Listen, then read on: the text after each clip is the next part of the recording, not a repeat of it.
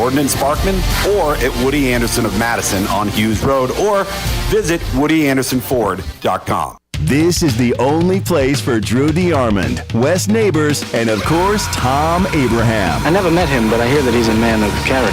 97.7 ESPN The Zone.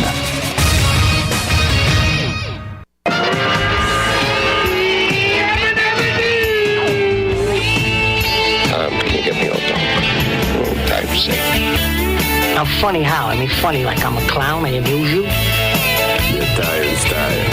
Well, the lunchtime whistle and the morning's finally done. I'm jumping in my car, I'm gonna have a little fun. The Doghouse Network's on my radio dial. Big Dog's taking care of business for a while. If you're listening to another station I don't understand, 'cause nobody does it like Thom Abraham. Give us a call, Steve. He's a northern-bred, southern-fed, slick-talking guy. Listeners in his posse are the junkyard dogs. The SEC from Tennessee to calling them hogs. From Gainesville up to Lexington to the Titan Tiger Land, nobody does it like Thom Abraham. I guess I'm on here. Am I on? Can somebody respond?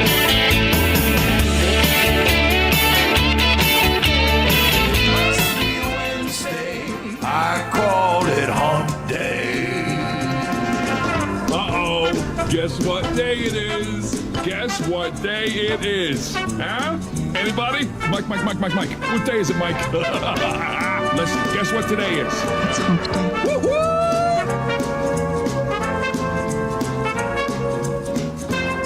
And good afternoon, everyone. Welcome to Hump Day in the Doghouse. And, before we get to our festivities here and do the things that we do here talking sports. Last night we were again reminded, that we work in the toy department of life, and that the real world is what our first responders, our police and firemen do for us on a daily basis. So our thoughts and prayers are with the two officers and their families, Albert Morin and Garrett Crumby, who were shot yesterday responding to a domestic violence call at the Governor's House Apartments. Officer Crumby died from his wounds, while Officer Morin is listed in critical condition. Crumby had been with the Huntsville Police Department since 2020 after relocating from Tuscaloosa, where he had been on the job since 2013 down there. His wife said that he was a kind-hearted and funny guy who simply lived to serve others. Now, the alleged shooter is 24-year-old Juan Robert Laws, who has been charged with capital murder of a police officer. And I know it's not a Christian thing to say, but the sooner this guy is rotting in hell, the better. He apparently also shot the woman who made the 911 call. And cops on the scene were seen taking two kids from the apartment to safety before Mays ambushed Crumby and Morin. Crumby is the first officer killed in the line of duty in Huntsville since December of 2019. And this Mays guy, he pleaded guilty last week to a misdemeanor charge from a 2022 event of carrying a pistol without a license. And the weapon was forfeited as part of the agreement with the state. Again, bad guys will always find a way to get a gun. They took his gun away, he got another gun. He had an illegal gun, they took his gun away, he got another gun. Again, our prayers are with the families and Officer Morin as he fights for his life. Now, back to the sports talk that you came to the show for. We are on the eve of the most significant baseball season, at least in my lifetime. In my lifetime. And that goes back to 1960. Now, in my life, baseball has debuted divisional play, divisional playoffs, the lowering of the mound, the designated hitter, free agency, interleague play, and the elimination of separate umpires and league offices. Used to be an American League office, a National League office, American League umpires, National League umpires. I also witnessed the advent of cookie-cutter multi-purpose stadiums with AstroTurf in places like Pittsburgh and Philadelphia and Cincinnati. And there were other multi-purpose stadiums in Cleveland and in Baltimore and other places. I also witnessed the return of the great ballparks, modeled after Wrigley and Fenway. And that all started in Baltimore in 1992. And we got a whole new, list of venues, outstanding venues. Hell, I'm also on my third Yankee Stadium.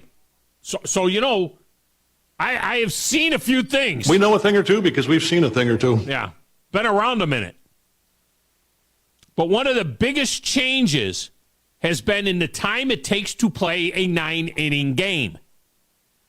The year I graduated high school, 1978. I'm not talking about 1938, 48, or 58. I'm talking about 1978. I mean, we already had, all that great music from the Allman Brothers and Skinner and 19. Turn a page from Bob Seger was already 6 years old. We're talking about 1978. In 1978, the average time of a game was 2 hours and 30 minutes. By 2000, we were at 3:01 for the same game. And last year it was 3:11. 3:11, 41 minutes. 41 minutes since I went to college. 41 minutes. Without a significant rule change. It's not like, all of a sudden you get 4 outs. It's not like all of a sudden, 41 minutes from the time I was in high school to the time last year. We've also seen batting averages plummet almost 30 points due to the shift. So now we got a clock, and now we got no more shifts, which brings so much more of the game back into play. And look, I know there are traditionalists out there, and I'm a traditionalist, and there are traditionalists that are out there that say, oh, my God, I can't believe it changes. Baseball's had the least amount of changes as anybody in all sport. I mean, you look at the changes that we have had in sports over the years, baseball has had the least amount. Baseball, by and large, is pretty much the same game that it was 100 years ago. Other sports have had so much more significant, huge changes. Remember when there was no shot clock in the NBA? There was no shot clock in college baseball or college basketball up until not too many years ago. You'd have college basketball games that were, 17 to 15 that they would run the four corners. They'd kill the clock. And there was no three-point shots. And the lane used to be smaller. I mean, other sports have had significant changes in their rules. College football, we used to just pick a champion, remember? Remember that? That wasn't that long ago. We used to just pick a champion at the end of the year. There was no BCS. There was no Bowl Coalition. There was no what has now become the college football playoff. I mean, how different was that? March Madness was 24 teams and then 48. Hell, March Madness wasn't even the tournament. The tournament was the National Invitational Tournament, the NIT. The NCAA tournament was what the NIT is now in the 50s. The tournament to win was the NIT. So other sports have had huge changes in other sports. This is okay. There used to not even be a 3-point violation in the NBA. The 3-second violation, I should say, in the NBA. Guys that just hang out. They just hang out underneath the basket. Those are huge changes. So it's time for baseball. This isn't even a change in the way the game is played other than getting rid of the shift. That is a change in the way the game will be played. This is the most significant year for Major League Baseball in my lifetime, in my opinion. Yeah, is it still generally a regional sport? Sure. But that doesn't mean that sports fans aren't baseball fans. It became trendy to poo-poo baseball. Baseball's a great game. Still a great game. Still a great game. By the way, last night at Toyota Field, the Crimson Tide used, well, it was a tight game, really, up until, the 7th, 8th inning, when they broke that thing wide open with, I think, 5 runs in the 8th inning. That was a tight game. It was a 4-4 game. Nobody had scored the first 3 innings. Then each team scored 4 runs in the 4th. Crimson Tide took the lead, 5-4. Then they busted loose with 5 runs in the 8th to win the game, I think, 10-4. Packed house. Packed house at Toyota Field on a chilly night. Coming up later on in the one, Josh Carey is going to join us for a little Carey's Corner. He is the voice of the Trash Pandas. We'll look forward to what to expect in baseball and who the contenders and pretenders are going into this season. If baseball has a problem, it's still that it is, even though you get different World Series champions, I mean, think about it. When was the last time we had a repeat champion? Let's put the research team on that, the crack research team. When was the last time has there been a repeat champion this century in baseball? Has there been a repeat champion since the Yankees did it in the late 90s? I don't know that you always seem to get a different champion, but it's always the same teams that are in the playoffs. I mean, you go into the season, like in the National League especially, you go into the season right now in the National League, and there are 8 or 9 teams that are hopeless, have no hope at all. If you're a fan of anybody that's not called the Braves or the Dodgers or the Padres or the Mets or the Phillies, you got no hope. You're situated. The Cardinals and maybe the Brewers. What is there, 6 playoff teams? Tell me who. I think there's 7 teams that are in it for 6 spots in the National League. American League, maybe a little bit more diversity. Maybe. At the bottom of this hour, Justin Ferguson, not Josh. Josh is at 1. Justin Ferguson coming up from the Auburn Observer. He is in on thoughts on the Tigers 10 days into spring ball now. Remember, we're just a week and a half away from Auburn's A-Day game. Alabama's just getting started. Remember for so many years, Auburn's A-Day game and Alabama's A-Day game were on the same day. It used to drive the media nuts. It's like, you got to cover one or the other. Now, Auburn's A-Day game is the 8th, and Alabama's A-Day game is like April 22nd, like 2 weeks apart. How most of spring ball is a couple of weeks apart. Are we seeing a real quarterback battle brewing on the Plains with redshirt freshman Holden Geriner? I'm going to have to learn how to say this kid's name. Geriner? I don't like the way he spells his name. It should be G-R something, not G-E-R-I-N-E-R. Geriner? Seems like that kid's coming on. Kid out of Georgia. Got a cup of coffee last year with the team, but he's back. Who won't be back is Auburn basketball's top recruit from last season, Johan Traore. Am I spelling that kid's name right? Is it Traore or Traore? He's transferring after not being a bigger part of the Tigers' rotation this season. I mean, he said all the right things, said all kinds of nice things about the Auburn family and the fans and the coaches and Auburn and this and Auburn that. I'll always love Auburn, and then he quits. I don't understand this mentality with these players these days. I mean, I don't get it. I know what you're thinking. Get off my lawn. But come on. Hang around for a minute. All right, phone lines are open 256-576-4977. You can text the show 732-9TA-SHOW, 732-982-7469. You can use that throughout the 2 hours of the show. We'll read and react to those on the air, and you can use it 24/7. My personal Twitter is at Thom Abraham Show. The station's feed is at 97.7 ESPN. You can watch the show there, as well as our Facebook page at 97.7 ESPN. The show is streaming live on WZZN TV, on Twitch, and on YouTube at WZZN TV. And it's archived there if you miss any of it as well. Go to 977ESPN.com. Get links to all of that, the podcast versions of it.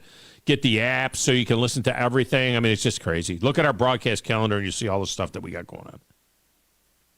Over there in a little glass room, playing the platters that matter and the stacks of wax and answering the phones and keeping us on the air. Well, you know who he is. He's the one and the only DJ Grizzy Grizz. Who in the blue hell are you? is your name? It doesn't matter what your name is. I'm the producer of this show. If I didn't step up, you're nowhere. I put this thing together out of spit and polish. I think this is one of the traits of a really good producer. Keep the talent happy. I'm all jacked up on Mountain Dew. That Tom.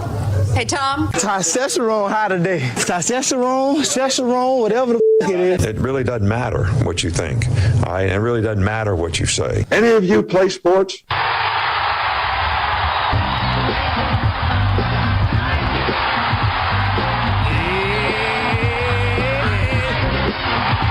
Hey, Grizz, crack the research team on the back of the head. Will you just smack them one upside the back of the head? I've already sent you the facts in your chat. You clearly aren't looking at it. I'm looking. I'm looking at that. That's not what we're looking for here. You said I want to know. Just repeat. Just repeat. Not 3 times. No, nobody has repeat since 2000. Nobody. That's the question. Yes, that was the question. Negative. Ghost Rider. So the last time there was a repeat champion, Gerner, is that how you say? The last repeat champion would be 2000. I got to defend my Auburnness. You know what I mean? I know you're big Auburn. I was a big Alabama fan last night, man. That was a great game. The A's 2 home runs. Yankees are the only franchises to win at least 3 straight World Series. Yes, I got that. And the only teams to repeat as champions more than once. Yeah, the A's have done it 3 times. Done so 3 times with the second of these coming. Blah, blah, blah. Yeah, I'm just talking about just a repeat champion, just back to back. Negative. So back to back is 2000. Because I think the Giants won it like sparsely. Every other year. Yeah, it was they like won 10, 3 12, in 6 years. Yeah, 10, 12, 14 or something like that. Yeah. And Sergio Romo, by the way, who you were talking about yesterday, was the one that at least, I think he won 3 of those. So. Yeah. So that's a little bit of a different thing. You know, they won every, and I think that Houston, they've won a couple. They cheated their way to one, maybe cheated their way to right, but that was like a 5-year gap or 7-year. That wasn't that many. No. Wait, when did they win it? They won last year and they won 2017? 17 and 2022. Yeah.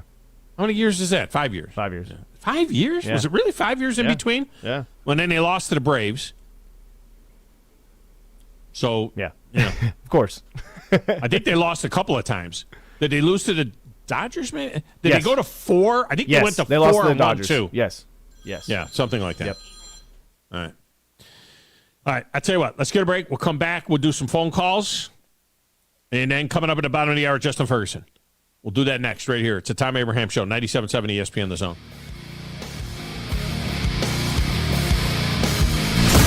The Mets just need to say the Braves are our daddy. You're listening to the Thom Abraham Show on 97.7 ESPN The Zone.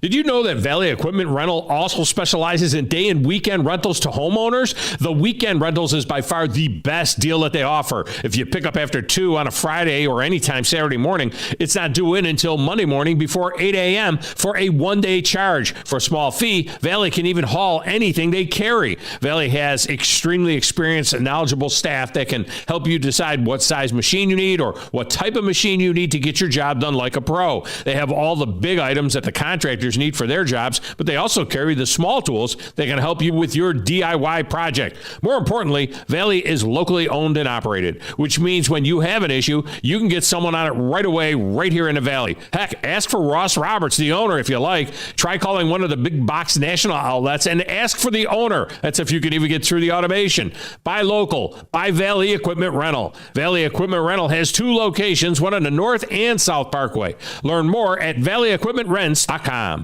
Ann Adams with Berkshire Hathaway Rise Real Estate is the one name to know if you're buying or selling real estate. With years of local experience, Ann Adams offers buyers in-depth knowledge of the local housing market and will narrow available properties down to those you'll be interested in so you can save time when shopping for your new home. If you're ready to sell, Ann offers a seamless process using accurate pricing and expert negotiation skills to make sure you get a fair price for your home. Call Ann Adams today at 256-337-2625 or log on bhhsriserealestate.com. Who knows comfort? Well, comfort is our middle name. If your home isn't as comfortable as you want it to be, we can fix that. We service all makes and brands of heating and cooling systems, even if we didn't install them. So give us a call. Environmental Comfort Systems. Visit our website at envcomfort.com. We are your independently owned American Standard heating and air conditioning dealer. Alabama license number 92314. Environmental Comfort Systems. That's envcomfort.com. Now open, this is your invitation to experience the grand opening of ABIQ's new 10,000 square foot showroom. The best brands in home audio, home theater, and home automation. The place to see and hear and feel and listen and watch. The place where you can audition top brand audio and video equipment before it goes in your home. World-class brands now available in Huntsville. Come experience the difference. 1833 University Drive, just east of the Parkway at the all-new AVIQHSV.com. The Huntsville Sports Commission is responsible for bringing high-level sports entertainment to the Rocket City. In 2023, enjoy events like the CCSA Beach Volleyball Championships, Hometown Lenders Championship, UCI Paracycling Road World Cup, and so much more. To learn more about upcoming events and the Huntsville Sports Commission, visit huntsvillesports.com. The Huntsville Sports Commission. We do sports. Are you in the market for a recreational vehicle? Do you want to get out and see more of this beautiful country? Well, imagine hearing the laughter of your little ones enjoying gooey s'mores by a cozy campfire and making lasting memories with your friends and family from the comfort of a new camper. We can make your dreams come true at Hall's RV. With over 15 years in the camping business, we know how to get our customers into the perfect camper. We have several models and floor plans here for you to choose from, both new and used. We're family owned and operated with fantastic deals and great service.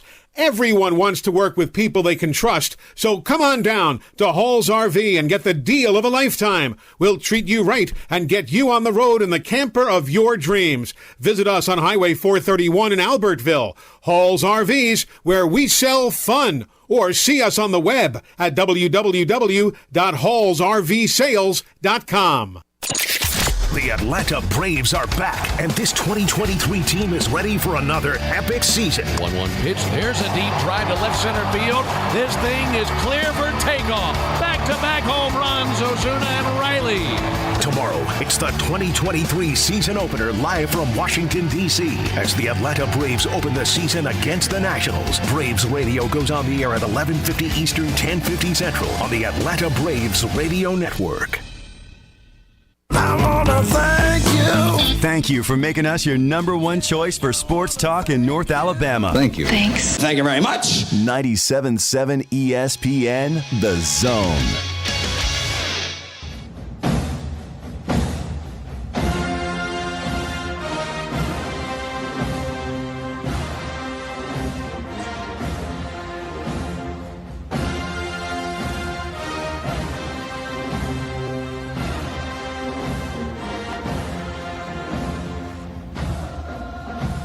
Oh, I see what you did there. Why didn't you save that for, or are you going all baseball today? He is at the top. Oh, okay. That's a good point. I was like, why is he playing Florida State Seminole stuff? You know, I mean, I don't know. I get it now, though. All right, let's go to the lines. We start with Wolverine Dan. Wolverine Dan, welcome to the show. How are you? Well, brother, I'm really doing really well. I've got my second year birthday for my little granddaughter, and last year was Dino the dinosaur, and this year it's a 6 foot tall, 4 foot wide, 3/4 inch finished plywood with a back in the. Sort of looks like you would a butcher shop in the old days in New York. They had that display. It was almost like an A shape, right, and it had a chain in the middle where it doesn't fall. Yeah. So I made that, and I put 6-inch shelves, 12 inches apart, 4 of them, with trim. And then my daughter is going to do a puppy theme this year for my granddaughter. We're going to. Where are you going to put this thing, this monstrosity that you built? Where is that going to go? Oh, I don't go somewhere. I'm not worried about it. Oh, okay. We got that. But the thing is, they're going to put puppies on all the shelves, and the kids are going to get a collar and they're going to put a name on it, and then they adopt a puppy. Oh, that's cool. All right. Yeah. You know, being a granddad, I'm a good granddad. I hear you. I feel you. You know, I didn't fornicate like you did. You know, I know rhythm. You didn't have any rhythm. That's why you got 9 kids. I got 10. I got 10 grandkids now. Yeah. No, I'm talking about the regular kids. Yeah. You got 9 of those. Well, I was studying the pattern. What can I tell you? You know what I mean? Yeah, you were. Yeah, you must have been doing Braille because you couldn't see for quite a long. My God. Anyway, listen. Yesterday when I called you. I tried to get in, and you guys were busy. But I was coming from Bear Trace. I had never played Bear Trace yesterday. Oh, you played Bear Trace? It's in my neighborhood here. It's right here on my lake. I know it is. I should have stopped by, but I'm with Badger Larry and Tim and. I wasn't here. I was on the mountain. I was there at the ledges. I was up on the ledges doing the show. No, yeah. I never went to a course that had a par 3 on the 18th hole. Yeah. And well, that par 3 was the killer for me because I shot a 93. That's and that good. last par 3, the last par 3, 18, I got a 7 on. Oh my gosh! You could have broke 8. You could have broke 90, man. I know. Now wait till what? Now what tees did you play? Did you play from the whites? You're old enough. You play from the whites. Yeah. Right. Yeah. Wait till come back and you guys come back. We'll play together. Come back in come back in May, and that place would be so lush. It's unbelievable. I mean, right now it's all still brown because it's Bermuda, but it gets so thick and lush. It's gorgeous. I was like hitting off a parking lot for crying out loud because the Bermuda's. It is what it is. Yeah. It is, yeah. But and then I should have started with this because it's a negative, and I'm going to finish my call with a negative. That it's the system's fault in Huntsville. It's the system. This guy got a parole. Now I did not know this, and when it comes to parole, that the guy had like a $500 bond, but he only has to make 10% of that, which is $50. Yeah, that's what a bond is. A bond to get a bail bond, it's 10%. The bail bondsman will charge you 10. So if you get if your bond is $5,000, it costs you $500 to get out of jail. Yeah. But it wasn't parole. It was charged with a misdemeanor, which was having a gun that was unregistered. And he had to turn the gun in, and it's a misdemeanor. Now maybe that should be a bigger penalty. Maybe it shouldn't be a misdemeanor if you have an unregistered gun. I wouldn't have a problem with that because I'm all about legal gun ownership. But I think if you have illegal gun ownership, then you should be hammered. I mean, it should be more of a penalty, Well, I have no problem with the guns either. But Stan and I were talking. I worked with Stan today. And he was mentioning me about that, and I couldn't believe what I was hearing. Tom, everybody's becoming so insensitive about someone's life. That's ridiculous. A life means something to somebody, okay? I don't care who you are if you're a thug. Bottom line, this guy did what he did, and now the wife and the children don't have a father, and this guy doesn't get, cops don't get paid nowhere near. I made more than a cop, and I was a mailman. Tom, there's something wrong with that. Yeah, it is bad. Thanks for the call. I appreciate it, Wolverine. He is right about that. I mean, the money that policemen make, it's really, and this isn't, I don't want to get political about it. I'm not going to turn this into a political thing because a cop is dead. But this isn't one of those deals where, like in Huntsville, they've been, trying to defund or anything like that. They're not. And in fact, if anything, over the last 3 or 4 years, the money going to the Huntsville Police Department has increased by like 21%. So it's not that. But just as a rule, we pay our policemen too little. We really do. We do. Let me get the Philip in here. Philip, welcome to the show. How are you? Jiminy Cricket. That was the worst sports radio phone call I've ever heard in my freaking life. Wow. I want to move on. I just want to move on. I'm moving on. Man. Here's what I don't like about what baseball's done. Explain this to me. I don't know. I'm not like I like math, but I'm not, I'm not into algebra and stuff. Yeah, right. Bases. Baseball has always been 4 balls, 3 strikes, 3 outs, 9 innings, 90 feet from home to first, from every base to every base, 90 feet. Pitcher's mound is 60 feet, 6 inches. Yeah. Do the bigger bases decrease the amount from first to second to third? Yes, absolutely, by 4 inches. And I'll tell you, but first, wait a minute now. It's not 90. Oh, that's so stupid. It's not 90 feet.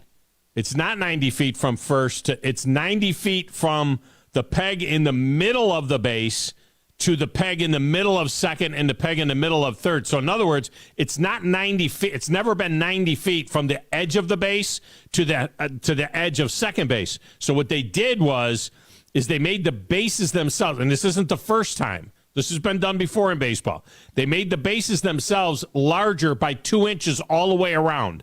Okay, so the base is a little bit bigger by 2 inches all the way around. So what that means is that now the edge of first base is 2 inches closer, and the edge of second base is 2. So now it's 4 inches closer from first to second, which is going to, first of all, they felt like they needed to increase the size of the bases for safety purposes. But 2, what this does is bring the running game back into baseball. Because now guys are, we're more apt to see more running in baseball because it's a little bit closer on that seal. Plus, here's the other thing that a lot of people are not talking about. Do you know you can only throw over to first twice? Yeah. I know you do. I don't know that Philip knows it. I'm good with that one. You can only, but think about it. I'm good with pretty much everything. I don't like that. After you've thrown over to first twice, that guy what a lead that guy can get. Now, the catcher can throw down as many times as he wants. But think about after you've thrown over twice. That dude be getting a big-ass lead, man. Think about baseball and how close plays are at second base. Yeah. Whether it's somebody trying to beat out a double or it's a steal.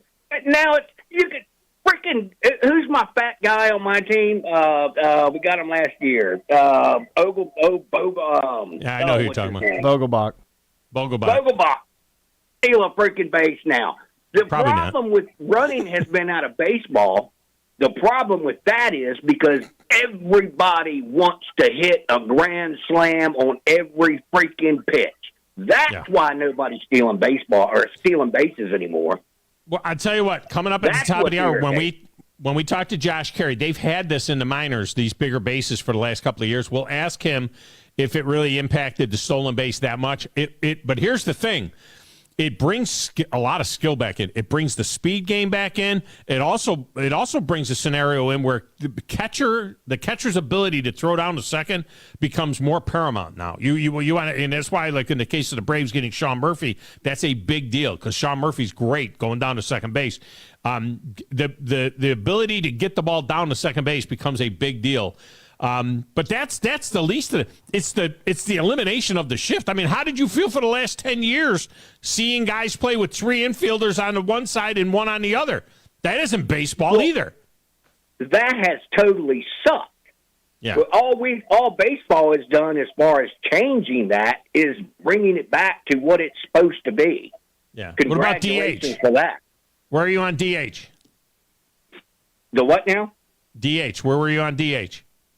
Oh, that's the stupidest thing, but it's been around forever, and the stupid American League can have it, But now we're doing it. Yeah, that irritates me a whole lot. Pitchers should hit. Nobody should have a right to stand 60 feet, 6 inches away and throw the ball 100 miles an hour at people and not have to get in that box and take the same. Hence, Roger Clemens. That is the only benefit to pitchers hitting, because otherwise it's just a hole in the lineup and it's stupid. I don't need to watch pitchers get up there. It's a beautiful thing. They never hit. A manager has a decision to make. This guy is rocking everybody. He's putting them to sleep. But now we need this. But you know what? He could bunt. Let's move that guy over. That is baseball. It's baseball. I'm a DH guy. I like the DH. I do not like American League rules. I never have. It's stupid. It's absolutely stupid. Yeah. This is stupid. All right. Well, we'll agree to disagree on the DH. I'm ready. I slept with my Mets hat on last night. Literally. Yeah. The Braves are better. No. All right, man. Appreciate you. It's a good job by you. All right. Hey. Let's go, Mets! He wants to go. Let's go, Mets. I don't even know if I have them. I had them in here somewhere. Oh, I guess I'll have to put them back on the. This must be. Is this the Mets song? Yankees, let's get behind the cheerleader. Yankees. I think no, that wasn't the Mets song. All right, let me get grumpy. Hey, text Justin Ferguson from the Auburn Observer and tell him we're running behind. We'll talk to Grumpy for a minute. Grumpy, what's up? Hey, I just wanted to call in real quick and say I totally agree with Philip. There's still a lot of us out there that do not want a pinch hitter. And I know it's over. It's already been settled. But, the DH you're talking about? Yeah. I'm sorry. Yeah, DH. It was just there's a lot of us out here, Tom, that didn't want the DH. It's the most polarizing thing in baseball was the DH. That was the most. I mean, that's why it took 35 years to get it in the National League after they had it in the American League. And it is the most. And it is the thing. It's the last thing that separated American League fans and National League fans was the DH. And they. To me, I wish the leagues were still separate. I wish everything was separate. I don't like interleague play. I don't like any of it. I wish there were two leagues. But that's gone. That's out the door. The two leagues is gone now. Really, this is like the NFL. It's just an American conference and a national conference. That's all. Yeah, and I'll just end real quick. I know you got to go. I was getting gas in Flintville at a gas station. Guy pulls up with a rig. He's got a 10-year-old kid that catches bass on the youth platform. And he showed me all the stuff that he just bought and put on the boat, and it totaled $8,200 with the live sonar and all that. Yeah. So I'm just like, man, it's hard to even compete for those guys. We're talking 10 years old, and he's got to go out and spend. His dad's got to buy him an $8,000 rig because he's getting out fished with this live sonar. It would be nice if they would, if they're going to go live sonar, it would be nice if these youth level Bassmaster stuff would not allow it. There's a kid that just made the Elite Series. His name is Louis Minetti, and he did it through the college series. He won the college national championship, and he fished out of a 1992 Ranger bass boat that had that the seats were all tore up on and everything else, and he had no electronics. All he had was a depth finder, and he had zero electronics. And he won the national championship. He got the fish in the Bassmaster Classic, and he's not on the Elites, but he's on the Opens tour trying to make it to the Elites. Now he's got a fancy boat all rigged out with what you got to have. But he made it all the way to the Bassmaster Classic by winning the college national championship with no electronics and an old beat up boat with a 115 motor on it, and it's a beautiful thing. But it does make it difficult. But you're talking about two different things. Are you talking about forward-facing sonar, the latest stuff, or just regular depth finders like with 2D and 3D sonar that is down sonar? You know what I mean? I'm talking about having to spend $8,000 so your kid can compete. That's what I'm talking about. That's tough. That would be tough. Whatever that is. Yeah. All right, man. Thanks. All right, appreciate you. Yeah, I don't know that I would do that for a kid, and I will tell you this. Between trolling motor, a Humminbird is sending me a 360, 7,500. I have about $10,000 worth of electronics on my boat, and I'm nobody. All right, let's get a break. We'll come back. Justin Ferguson, the Auburn Observer, is next right here on 97.7 ESPN The Zone.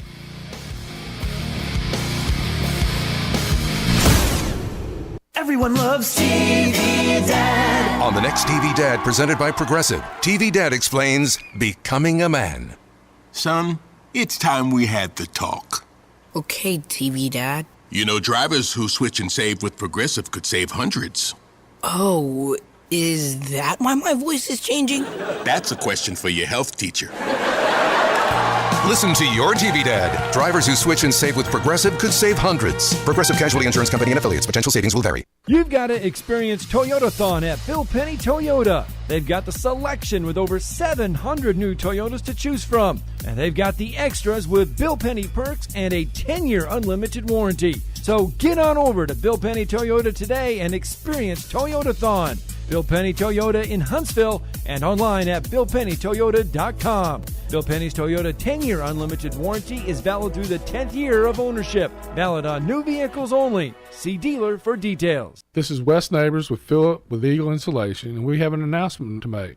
Yes, Wes, we are now Eagle Masonry and Insulation. We're still a place to call for your installation needs, but now we offer masonry services. What kind of masonry projects can you handle? Wes, no job is too big, no job is too small. We can do renovations, new construction, outdoor fireplaces, fire pits, brick landscape borders. Well, when you came out to my house, you did both the insulation and masonry at the same time. You guys did rock for me, you did brick for me, and you insulated my house. That's usually done at the same time that you're building a house. Absolutely. It really capitalizes on two services you need at the same time, and you can get one company to handle both of those. Philip with Eagle Insulation will come out, do your installation. He'll do your masonry. They do a great job. They guarantee your work. Check out more online at insulatewitheagle.com and schedule your free examination today. 256-755-1556. Thanks, Wes. T-minus 3, 2, 1.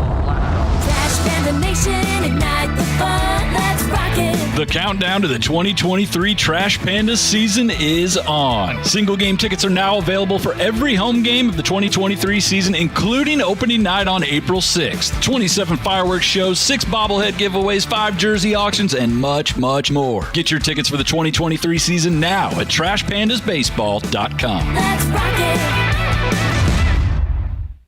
This will turn journalism on its ear. Watch our stream on WZZN TV on Twitch and YouTube. But you are the greatest hero in American history. We are 97.7 ESPN, The Zone.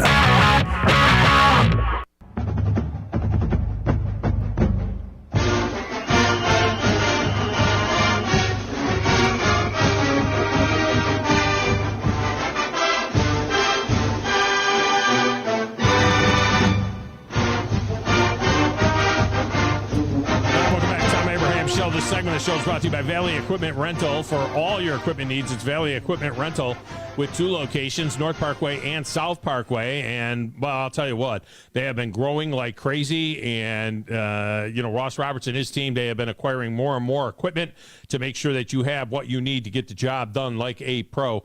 And there's more excavators, skid steers, everything.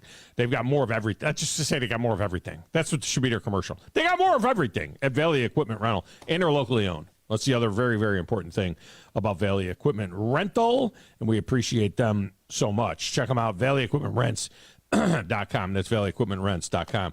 Justin Ferguson joins us now from the Auburn Observer. Everything you need to know about Auburn is at the Auburn Observer, and, of course, the Auburn Observer podcast as well. Ferg, welcome back. How are you? No, I'm doing well. How are you, Tom? I am fantastic. 10 days now already knocked down in the Auburn spring practice. We're just about a week and a half away from the 8A game. And is there a legit quarterback battle maybe brewing a little bit over there? And I'm not talking about the 2 guys that were starting last year, Robbie Ashford and TJ Finley. I'm talking about this kid Holden Gurner who came in last year and who apparently has looked pretty good in camp. Yeah, absolutely. Hugh Freeze said last week that he thought that Holden Gardner made the best progress of any of his quarterbacks. He was looking for that group to take a step forward last week, and it sounded like Gardner, did the most of it. Robbie Ashford's been a guy who's dealing with a sore shoulder right now, so he hasn't been able to go 100% throwing the ball in some of the recent practices. That I think that's kind of affected, some of his work. But Gardner, I think, has done a really good job, so far in practices of really making this, kind of a legit competition, 3-way competition at least. This is a guy who only played a handful of snaps in the Missouri game last year, and just kind of had to get thrown in the fire. But he's got a year under his belt. He's under a new staff. He's got a clean slate, and I think he's doing a good job of taking advantage of it. We know Freeze likes to move his quarterback around a little bit. Is that part of Gardner's game? Is he a guy that, that could be a bit of a dual threat? Because I thought he was a little bit more of a pocket guy. Yeah, he is more of a pocket guy. I think he's a guy that, though, is good enough to, scramble, keep plays alive, look downfield, right, that kind of thing, but not necessarily a guy who's going to be running the zone read a ton. So it'd be very interesting to kind of see how he would kind of fit into that scenario. But I do think in terms of being able to stand in the pocket, manipulate it, and, make throws downfield, Garner's got that. I mean, this is a dude who had a great high school career in Georgia. His senior year, he had, I think it was like 36 passing touchdowns and just 3 interceptions. Really good accuracy numbers, really good efficiency numbers, really good passer. And so even though I think he's kind of more the mold of a pro-style quarterback, he's definitely a guy that I think can fit into any offense that wants to spread the field and work the ball around. Should we read anything into the fact that he did take the field with the first team offense and working with those guys, Jacques Hunter and what were perceived to be the first receivers and things like that? Is that just something that would be expected that he would rotate in with that? Yeah, I mean he's been rotating throughout spring practices, but I think the big thing for him though is that he hadn't been with the first team or even the second team from what we had seen. Just in these weekly viewing periods that we get, so it is a development that you're about 2/3 of the way through spring practice, and you're seeing this guy out here getting some actual first team reps, and getting out there with Hugh Freeze had talked about how good he had done the week earlier in practice, and then boom, we turn around a few minutes later and see him with the first team. So I do think that is significant because I think it's one of those things where you can look at him and say, okay, this is a guy who's got a legitimate chance to compete for this job. Even if you thought Ashford and Finley were far ahead of him, I think that gap's closed at the very least. Would you? I mean, look, with Hugh Freeze being a first-year head coach, you get that cover. You get a little bit of room to do a little extra things. You almost wonder whether or not that plays into Garner's favor, in as much as that if he decides that, look, I'm going to get this thing going away. I need to get it going. I need to be competitive in 2 to 3 years. I'm not. Robbie Ashford and TJ Finley are going to be gone. Yeah, maybe they help me win 6 or 7 games, but that's not where I'm going. I wonder if he takes maybe a little bit of a chance with a younger guy for no other reason than that. Yeah, I think it could be a situation where you could look at Paul Garner if you feel like he's the best passer that you have in your room. Roll the dice with him and know that you can. He's going to learn on the fly. He's going to, get a lot of that, experience, kind of work his way through that. I think it's just got to be, we know that Robbie Ashford has running ability and dynamic, scrambling ability that you really can't see that much in spring practices. But, if you feel like what Garner can do with the ball in his hands exceeds even what you could additionally get with Ashford with the ball in his hands, I think that would be something where you could pull the trigger and just say, hey, we'll grow with you, and maybe in a year or two we're looking at you as a guy who could be the starting quarterback and maybe one of the better quarterbacks in the SEC. I think that would be a really good timeline for Auburn to get if they feel like he's going to give them their best chance to win right away. A true freshman that is certainly turning some heads is Connor Liu, right? The offensive lineman, and it seems like Hugh Freeze really likes this kid. This kid's going to be on the field somewhere, right? Yeah, he's cross-trained right now between guard and center. They look at him as the center of the future. They brought in Avery Jones, East Carolina transfer. He's going to be a rental, really good rental, by the way. Was one of the better group of 5 interior linemen in the country last season. But they look at Connor Liu and they said, there's some folks I know in recruiting that believe that if you split interior linemen between guards and centers, he could have been a guy who was rated as one of the best centers in the country coming out of high school. But they're also looking at him at a guard. They've got a guard spot that's really kind of up for grabs. You got the 3 FBS transfers that are battling through. You've got Jeremiah Wright that they like at guard, but that other guard spot's interesting, so they're giving him a shot there as well. And I think they're just cross-training in multiple positions. I think could be a situation where even if he doesn't start this year, he's going to be kind of your next man up on the interior, which I think is a really good sign for him. Justin Ferguson with us here from the Auburn Observer. All right, before I cut you loose, I guess I'm having a hard time understanding what's going on with Johan Traore. Why is he bailing? I mean, I know that he didn't play as much as he probably thought he would. He was the prize of the recruiting class for Bruce Pearl last year. Didn't play a ton of meaningful minutes throughout the season. But he said all these wonderful things about Auburn and the family and the school and the community and everything, and I'm out of here. I mean, I don't get it, but explain it to us. I think it's going to be more of a playing time thing than anything else. I think Auburn's in a position where they're going to be able to returned several guys up front. You saw Trey Orr last season kind of play behind Janai Broome and Jalen Williams. I mean, Williams can come back for another year. Janai Broome is supposed to be back for at least one more year. And Trey Orr, a guy who's a 5-star, I think he can. There's 363 Division I teams. I'm sure he can look around and find somewhere that'll give him starter quality minutes. Kind of guaranteed. So, I think that's playing part of it. I think that Auburn made him into tried to make him into a 4 power forward in this system. That's a really tough position to play. He didn't make that transition very well. His numbers weren't great last season. Showed some flashes, showed some upside, but this is also a guy who had some DNPs in SEC play and just was kind of out of the rotation unless there was an injury for most of the stretch run of the year. So. I think it's one of those situations where, you probably can't guarantee him, a starting job or a ton of playing time, and there will be somebody out there that will want a former 5-star who can kind of turn it loose with him. So this isn't something that Bruce Pearl is fighting too much. It almost sounds like a mutual decision. I mean, it's weird because the kid comes in as the top kid in your class, and then the next year it's like, all right, fine, whatever. Here you go, here's a release.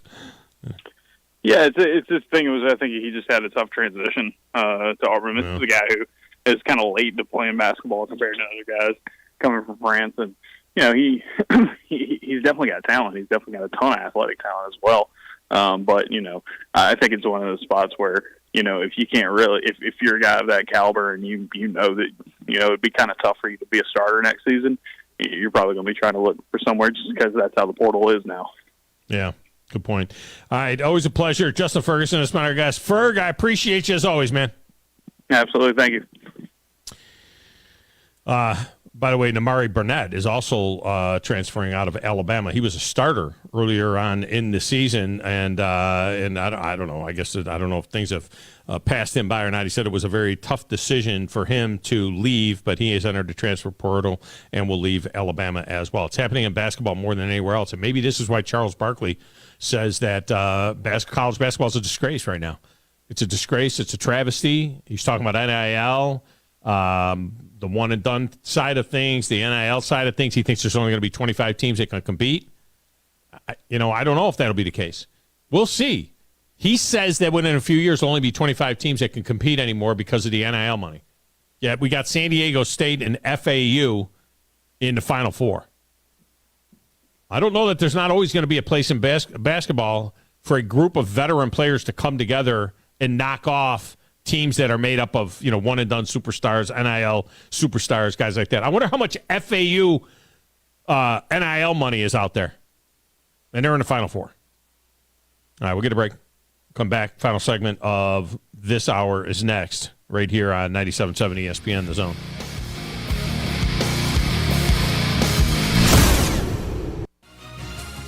You're listening to the Thom Abraham Show on 97.7 ESPN, The Zone.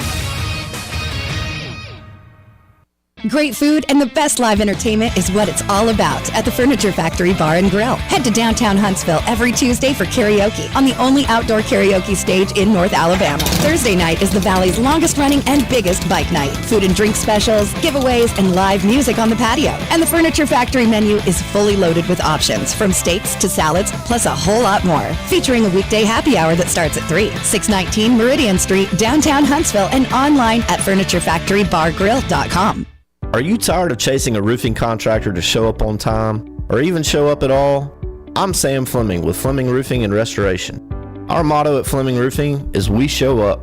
Our goal at Fleming Roofing is to provide the reliable customer service that you deserve, and we have the resources to meet all of your roofing needs: residential, commercial, industrial, replacement, or repairs. We are manufacturer certified for roof coatings, single-ply membranes, and asphalt shingles.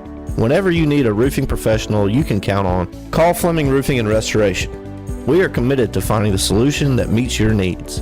We don't have quotas or heavy-handed sales tactics. Fleming Roofing, we have expert experience. We show up.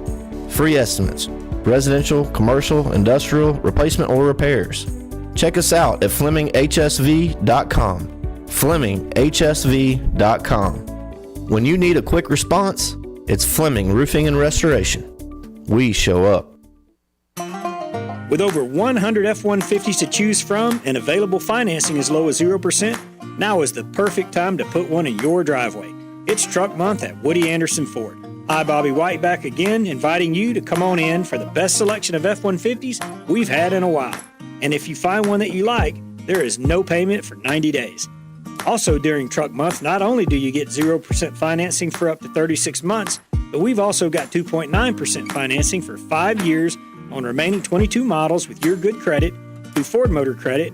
This offer ends April 4th. And don't forget, we make it really easy for you to trade in and trade up on a Ford Blue Advantage Gold Certified or Blue Certified pre-owned vehicle.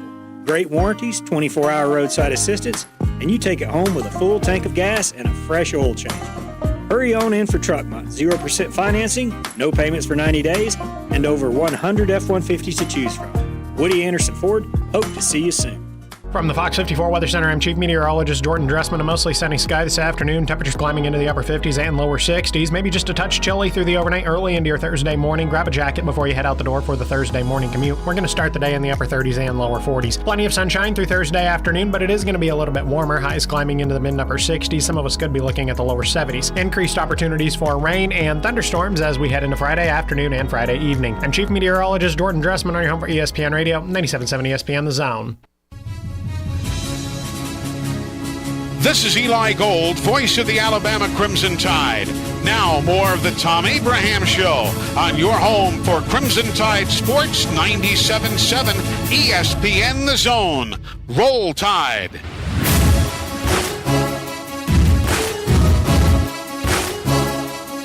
know, at the Orthopedic Center, they have a specialist for every part of your body, no matter what ails you, whether it's a foot or a neck or a shoulder or an elbow, whatever. They've got a specialist at the TOC that can take care of you, and they've been taking care of the Tennessee Valley for a long, long time. And they join us in celebrating the state championship that was won by Buckhorn. We had our boys out there earlier today.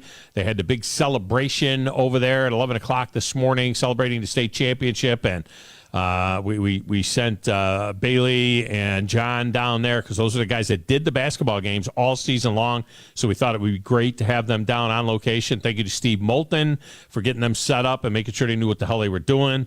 And they gave us several cuts during that celebration earlier today. So at TOC joins us here at the radio station in celebrating that championship. That is good stuff as well. You know, Grizz hit me with a message. He said, you know, maybe the reason Burnett is transferring is because he's looking for more playing time. They're always looking for more playing time, right, Grizz? That's the thing. Everybody's looking for more playing time. Whatever happened to, okay, then work harder, get better, and beat somebody out, get more playing time. You know, I never understood the concept of getting more playing time by going someplace else that isn't as good as where you're at so you can get more playing time. You know, whatever happened to being a part of a team, a championship team, working your butt off, maybe you don't get as many minutes, but you're part of a team as opposed to you just want playing time. Well, go play the playground then. You can get all the playing time you want. I think a lot of guys just, when they're at that, like they're at the top, they're at that pedestal, they're putting they're basically being showcased every single day, and they think that they're this great. Maybe it's just they're trying to get that individual talent shown and try to really just make the NBA at the end of the day. When a lot of these guys are trying to at least, if they don't make the NBA, they're might be in the G League or they could be overseas. So. How about just get your education? Yeah, that would be cool too. play your basketball at the highest level. Work as hard as you can. If you make it, you make it. If not, you got an education. What is it? San Diego State has 8 seniors on their squad. 8 senior. They started 5. I mean, I don't know. These kids care way more about the name on the back of the jersey than they do the name on the front of the jersey. There's no doubt about it.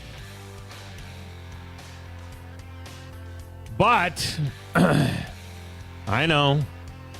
It's just... Get off my lawn. Me being me. All right, coming up, Josh Carey will join us at the top. Oh, no, check that. We are open at the top of the hour. We backed up Josh Carey a little bit. He'll be at the bottom of the next hour. So we're wide open at the top of the hour.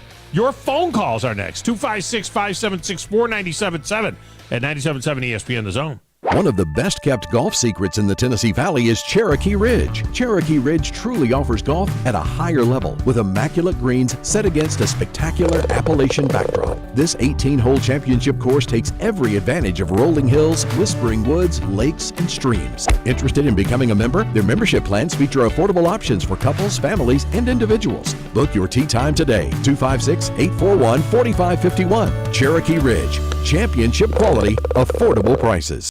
Tom Luganbill here for my friends at Woody Anderson Ford. Bobby White and his team take great pride in their service department, and you can see it the moment you walk into those beautiful new service lanes. And just like a championship team, they all work together to make sure your experience is second to none, whether you drive a Ford or not. Also, check out the gold certified pre-owned inventory at Woody Anderson Ford for great deals every day. Stop by and see them at Jordan and Sparkman or at Woody Anderson of Madison on Hughes Road, or visit WoodyAndersonFord.com. This is SportsCenter. I'm Christine Lisi. Ravens quarterback Lamar Jackson on social media pushed back against those who questioned his durability and suggested he didn't play in last season's playoff loss to the Bengals because he hadn't reached a long-term deal with Baltimore. Jackson tweeted he'd rather have a 100% PCL than go out there, play horrible, forcing himself to put his guys in a bad position. Jackson did miss the last 6 games last season, including the playoffs with a sprained knee. The former NFL MVP, who's made it clear he's asked the Ravens for a trade, has not received much interest publicly from teams. One of the NBA's biggest stars makes his return to the court tonight. Power forward Kevin Durant, back after missing the last 10 games with a left ankle sprain. He'll make his Suns' home debut versus the Timberwolves 10 Eastern on ESPN TV. Grizzlies point guard Ja Morant expected back from a thigh issue tonight against the Clippers.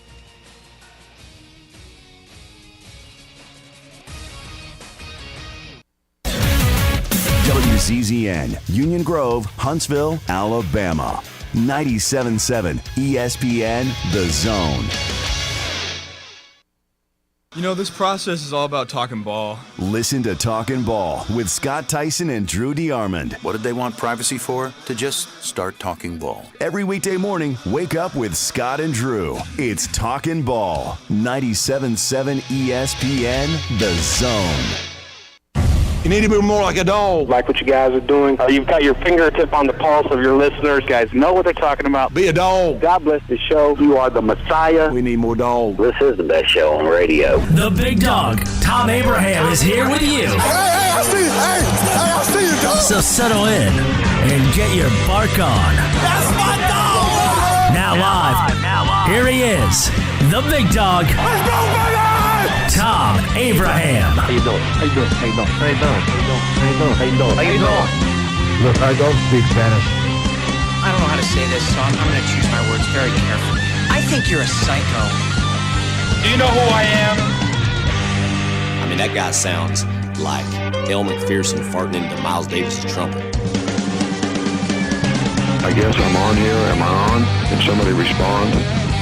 Get off my lawn. I have to drag my Yankee ass out of here.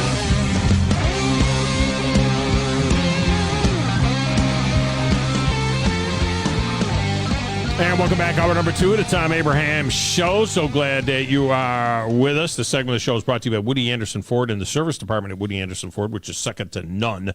It's the only place you need to go, whether you have a Ford or not, is the service department at Woody Anderson Ford. When you see the service lanes down there, you're going to be stunned. And when you go through the service lanes and then you talk to the people in the service department, you're going to realize that they're extremely knowledgeable in what they do. They're going to make sure that they're courteous, they get the job done right. Now, here's the thing. When you go down there, just be prepared to be wowed when you see all those great Fords down there, because you're going to want to get one, all right? And not only is the new inventory building, but the certified gold pre-owned inventory is incredible as well. Check out all the F-150s, the Mustangs, the Expeditions, and everything else that they've got, the Edge, everything else they've got down there at Woody Anderson Ford. Go to WoodyAndersonFord.com to learn more. That's WoodyAndersonFord.com. All right, phone lines are open. If you want to jump in, you can do it now, 256-576-4977. That's 256-576-4977. You can jump on in on a number of different topics. We've been talking some baseball. We're going to do some baseball at the bottom of the hour with Josh Carey as well. It's the eve of what I think is the most important baseball season, at least in my lifetime. At least in my lifetime, Grizz. And I know that as Grumpy said in a text, he said that 1938 is closer to 1978 than 2013 is to 1978, and I get that, but it still doesn't feel. We're talking about when I was great when I went to college. I went to college in fall of 1978. The average time of a baseball game was 2 hours and 30 minutes. And these people that are poo-pooing, that, we don't need a clock in baseball, blah, blah, blah, blah, we're going to change the game. And everything. We're not changing the game. It's the same 9-inning game. Everything about the game is the same. It's only we are eliminating all that dead time. Yeah. 1977, 2 hours and 32 minutes. 1976, 2:29. 1970, from 1974 to 1976, 2:29, 2:29, 2:29, 2:32, 2:30, 2:35. What year were you born, Grizz? 1989. 1989, the year Grizzalicious was born, 250. Born. You were born, it was 250, which is still 21 minutes shorter than now. Yeah. 250. We didn't have a 3-hour average baseball game until the year 2000. All right? 2000. Now it's up to 311.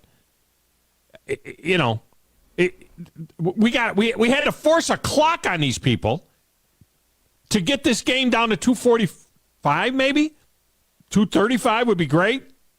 How about 230? Now, if you want to go back further, I think this is kind of interesting.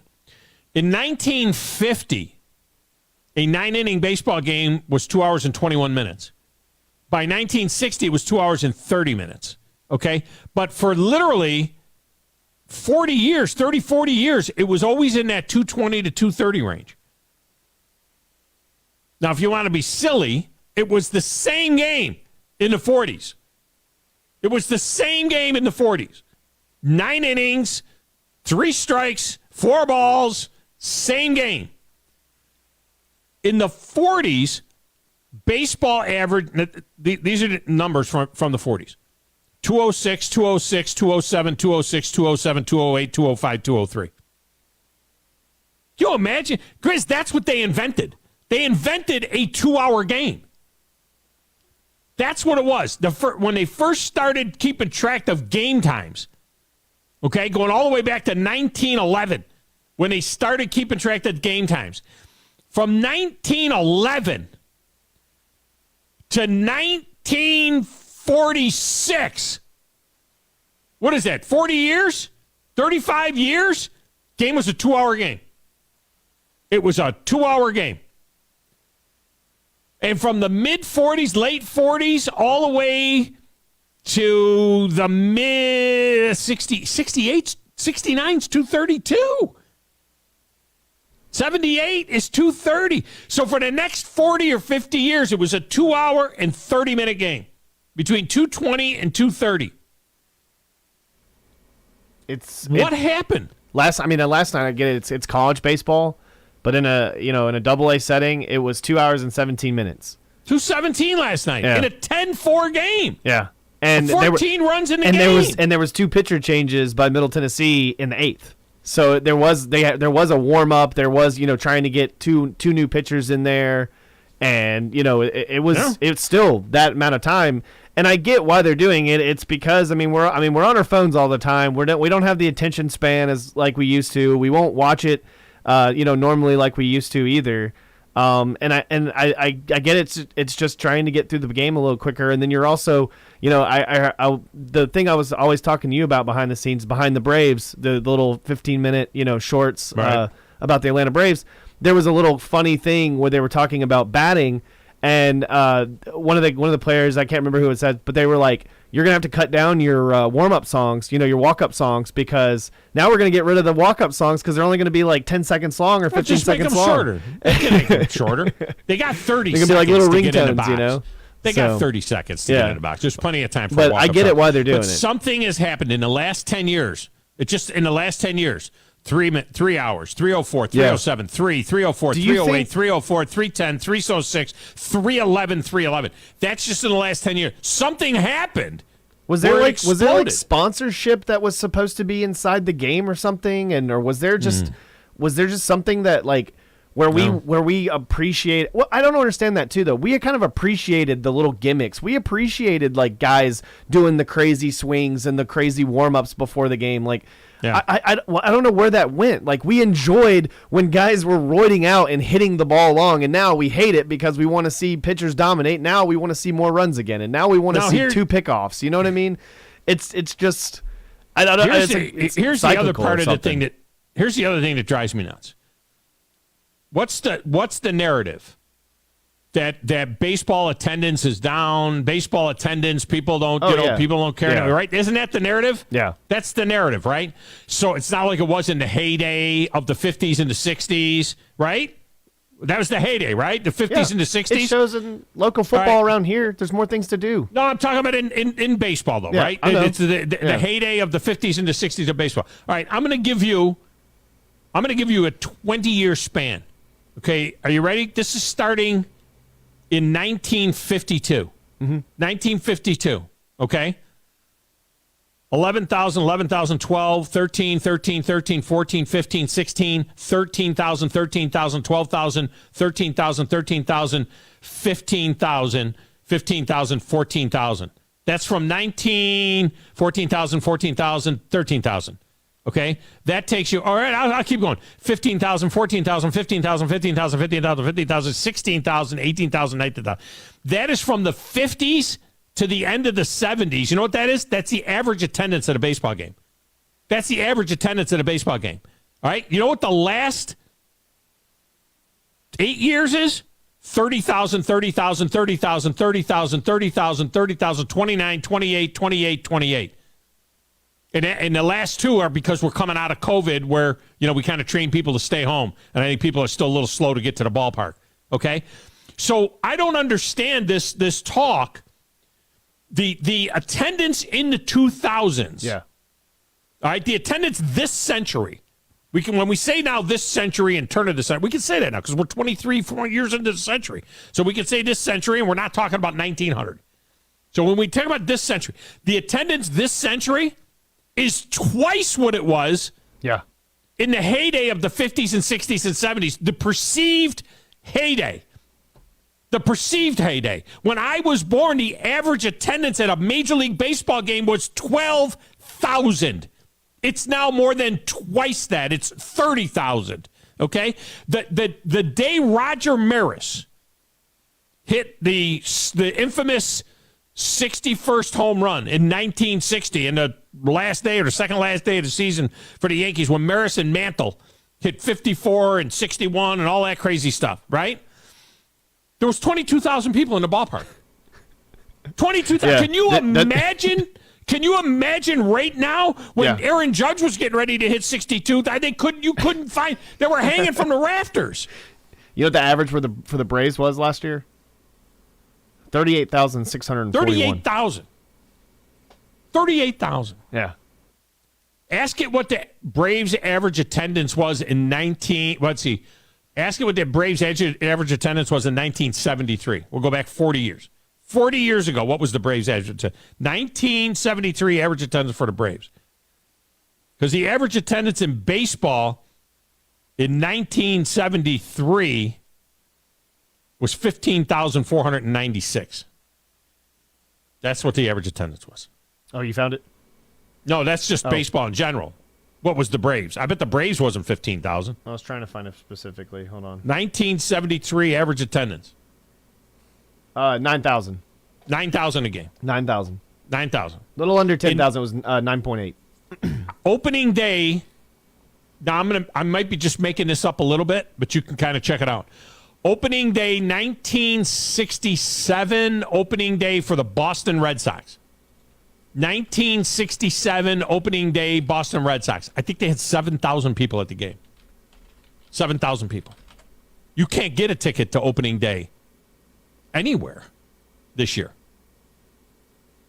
Anywhere. Said that in 1966, Red Sox lost 90 games, finished 9th. Average attendance at Fenway Park was 800,000. Average attendance per game was 10,000.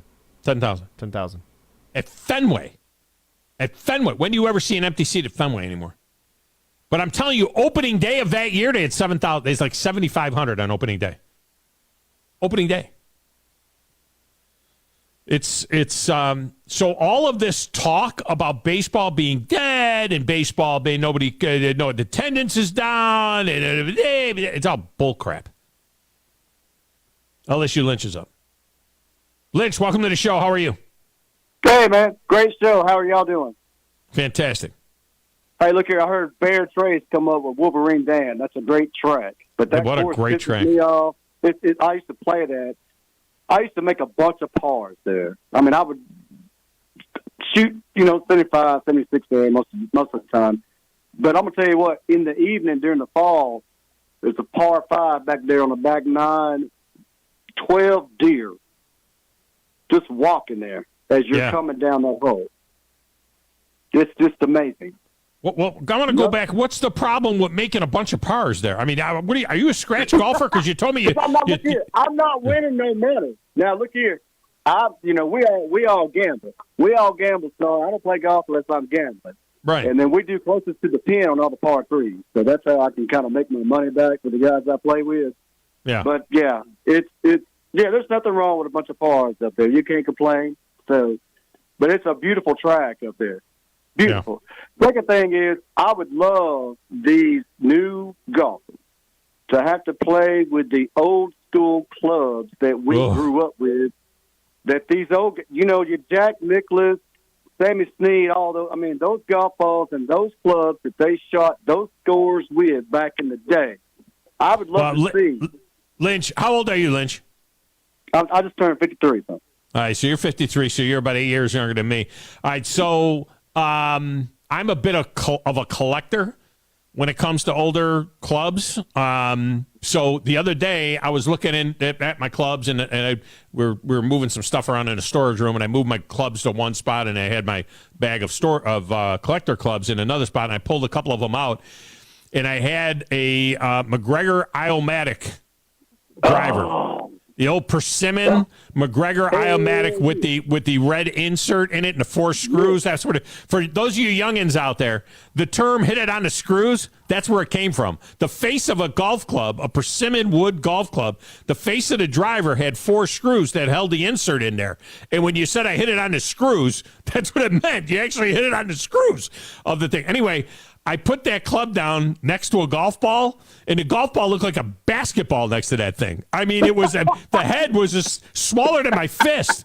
The head of the club was smaller than my fist, and I have Tony Pena, Persimmon driver. I have a bunch of McGregor stuff. I get some old Persimmon there. The McGregor drivers were really good, and when I went in the military, Air Force, 1990, and went down to Panama on my first tour, and I took that driver with me.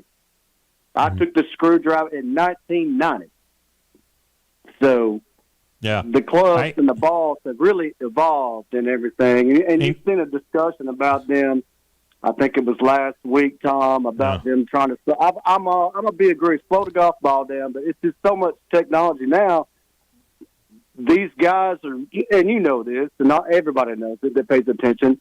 It's just messing up the kind of play of the golf that you really want to see. Because at the end of the day, go ahead. I was going to say, in college, I played Wilson Tour Blades was in college golf. And again, the head of those things was so small. They were your ground iron. It wasn't the forged type iron. It was a ground iron. It wasn't a cast. It was a forged iron. And you could move the ball. And, of course, we played with the Balata-covered Titleist golf ball that you would, if you mishit it, you would put, actually, if you hit it good, you would actually put little grooves in it because, on the Balata cover, you'd have to change that ball every 3 or 4 holes, if you were hitting it right.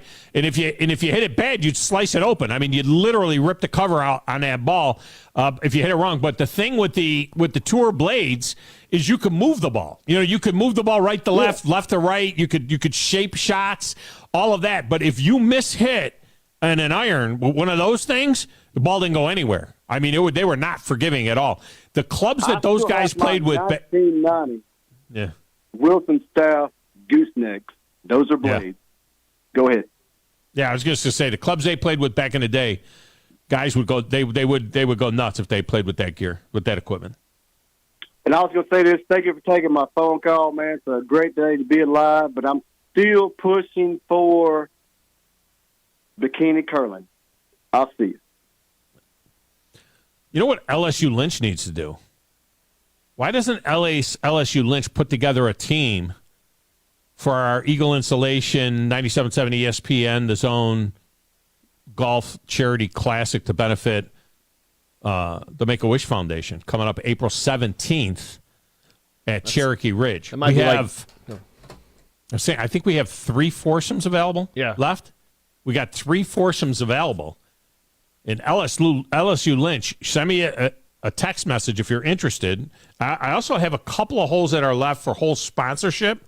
If you are interested in hole sponsorship, shoot me a text message at 732-982-7469 or send me an email, Thom@ThomAbraham.com. Use the H, Thom@ThomAbraham.com. Shoot me an email. Let me know you're interested in hole sponsorship down there where you get hole signage. It's going to be a great tournament, Grizz. It's going to be a great time at Cherokee Ridge, which is a tremendous track. And Grizz, our winning team, all 4 players on our winning team are going to win a 6-month full family membership to Cherokee Ridge, which includes the pool, the clubhouse, the pickleball, the tennis courts, and the golf course. All you can play. Golf 6-month family membership, and it's for each of the 4 players on the winning team. Plus, we'll have other great prizes. We'll have a shot for $100,000 that people will qualify to take a $100,000 shot. It's going to be a tremendous tournament, and I have just a couple of holes left for hole sponsor. If you got a business and you want to sponsor a hole, I'll let you know what the costs are and what you get. And then also, I have a few spots left for foursomes in the tournament.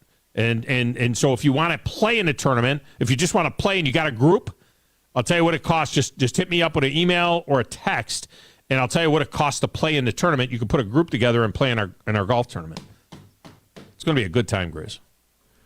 Yeah, no, I've been hearing great things about being out there, and I haven't been out there yet, but definitely I'm going to have to get out there because, like I said, I'm a lefty, so I've never, ever hit a golf club ever. So never swung a golf club? I've never swung a golf club. What does that got to do with being a lefty? I've never had clubs. I've never hit a ball. Like, I've never. Okay. Just because, I can't hit right at all. Well, so then play left-handed. I don't understand a connection between you. I've just never had that. I'm not even making a connection. Clubs. I've never played. Okay. Like, I've never had someone say, "Hey, here's a left-handed set of clubs. Go out there and try to hit a ball." Yeah. I've had a couple people offer me. Yes, don't get me wrong. Now you know that I'm a lefty. Yeah. And that I'm a lefty and I play golf right-handed. Yeah. Because one of the keys to golf is building up your left side. And when I was a kid, the pro that was teaching me how to play told my father, he said, the best thing is to teach him how to play right-handed because his left side is already developed because he's left-handed. So I swing a baseball bat left-handed, but I swing a golf club right-handed. Yeah. And you know, Lefty, the guy they call Lefty, Phil Mickelson, right, Lefty, the only thing he does left-handed is golf. Yeah. He's right-handed. He's right-handed. I can throw right. I can kick right. I can do everything like dominant with my right. But when it comes, I'm not like Freddie Freeman, where his dad came out to his practice and like told his mom over the phone and forced his coach to make him hit left. I just chose to hit left and could hit left, and I ran with it. I was like one of the only guys on the team that I always bat leadoff too, so it was pretty. I got an 8-year-old grandson that was playing little league, or and 7 years old, maybe 7 years old, playing t-ball, and the kid, we're going to the game. And the kid is up there. He's left-handed, and he's hitting right-handed, and he can't hit the ball out of his shadow. I can't. And I the can't coach either. keeps putting him on the right side. I relate. And so finally, we're sitting there, and we're trying to tell the coach he's left-handed, and the coach is like, "No, he's not." So finally, my son, right, his daddy, go out there, goes over to the coach and says to the coach, "Hey, the kid is left-handed. He hits left-handed." Oh, I didn't know. We've been telling you he hits left-handed. and so they put him on the other side, and he starts smacking the ball all over the place. Gotta love Little League. The guy just assumed, we're like, he's a lefty. Why is he on the wrong side of the plate? He's a lefty. Like, I'm a lefty. His older brother, who's 9 years old, is a lefty.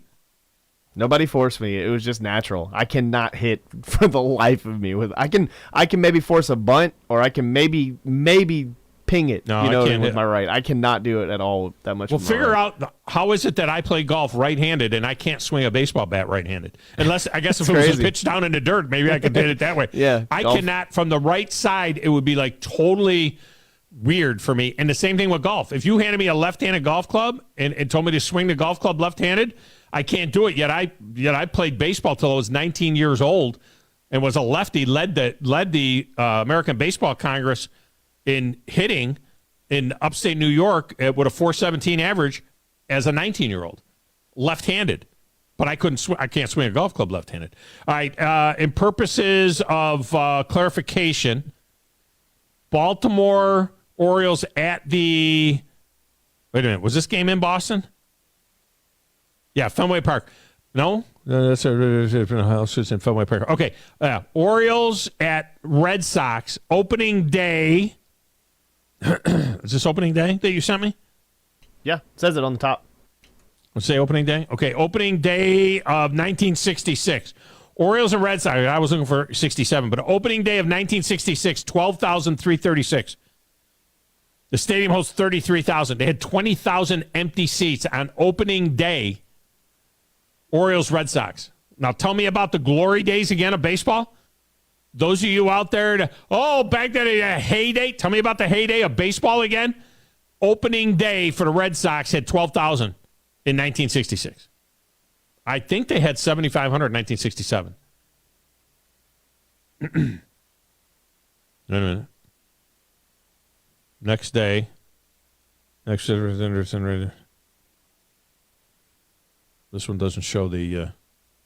Let's see what it is. 8,324. 8,324 opening day of 1967. 8,324. Let me tell you something. There might be more than 8,324 at the Trash Pandas opening day, if they could.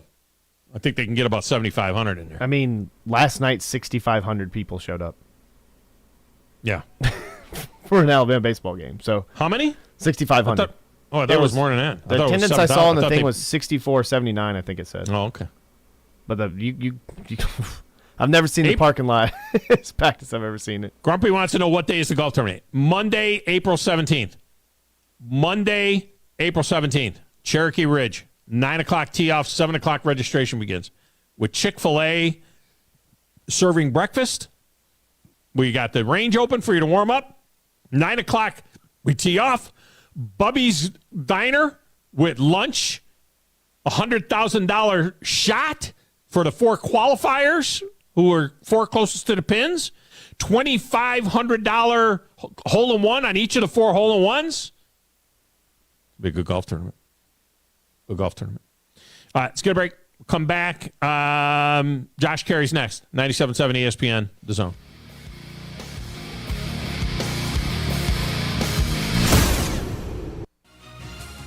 You're listening to the Thom Abraham Show on 97.7 ESPN, The Zone.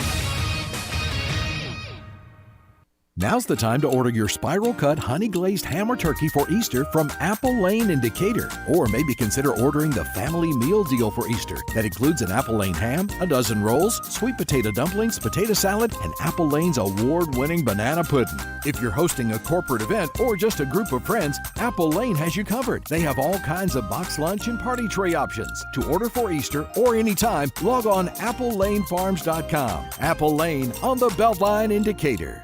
TOC Sports has been there for you. Now, you're probably asking yourself, what does that mean? It means for more than 20 years, Alabama's largest orthopedic group has been there providing coverage and care to more schools and student athletes in the Tennessee Valley than any other group. It means whether you are the star football player, the all-region volleyball ace, or someone who hurt their knee in a weekend pickup basketball game, TOC Sports physicians are proud to have the opportunity to care for all your orthopedic needs. It means for parents, coaches, athletes, desk jockeys, or even weekend warriors, TOC Sports physicians continue to meet and exceed the orthopedic and sports medicine needs of our community. But most importantly, during these challenging times, we're here for you now, and will continue to be here. So as long as there are players on the field, games to be played, and contests to be won, the orthopedic specialists from TOC Sports will be ready to help. We don't know what the future holds, but you can count on the TOC Sports team to stay committed to you, so you can stay in the game. Call 256-539-2728 today and ask to see a TOC Sports physician. Check them out online, also Facebook, Twitter, and Instagram.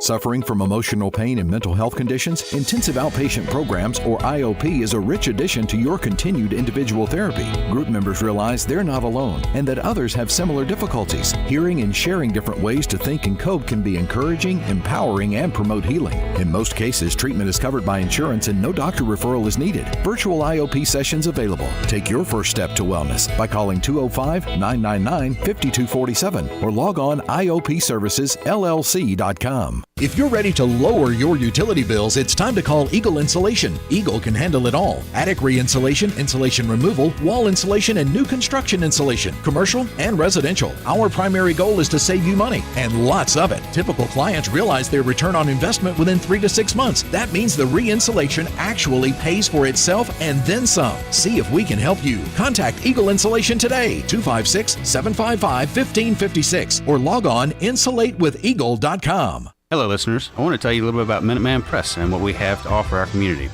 We specialize in paper printing and can help from designing your piece to the finished product.